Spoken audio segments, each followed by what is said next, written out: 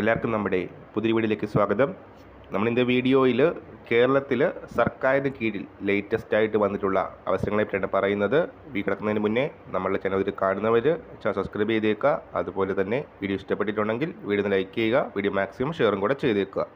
Walk-in interview വഴിയാണ് selection വരുന്നത്. Contract ബേസിലുള്ള അവസരങ്ങളാണ്. നിലവിൽ 7ഓളം പോസ്റ്റുകളിലേക്കാണ് ഈ ഒരു വേക്കൻസീസ് ഇപ്പോൾ വന്നിരിക്കുന്നത്.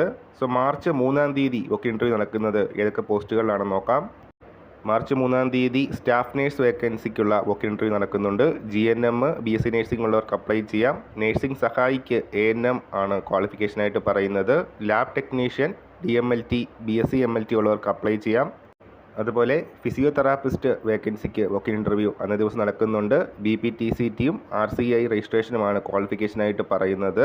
മാർച്ച് 4-ാം തീയതി ഇൻ്റർവ്യൂ നടക്കുന്നത് accountant cum data entry operator വേക്കൻസിയിലേക്കാണ്. Degree and DCA and above ആണ് ക്വാളിഫിക്കേഷനായിട്ട് പറയുന്നത്. മാർച്ച് 4-ാം തീയതി തന്നെ ഡ്രൈവർ വേക്കൻസിയിലേക്കും ഇൻ്റർവ്യൂ നടക്കുന്നുണ്ട്. 7ാം ക്ലാസ്സും ഹെവി ലൈസൻസുമാണ് ക്വാളിഫിക്കേഷനായിട്ട് പറയുന്നത്.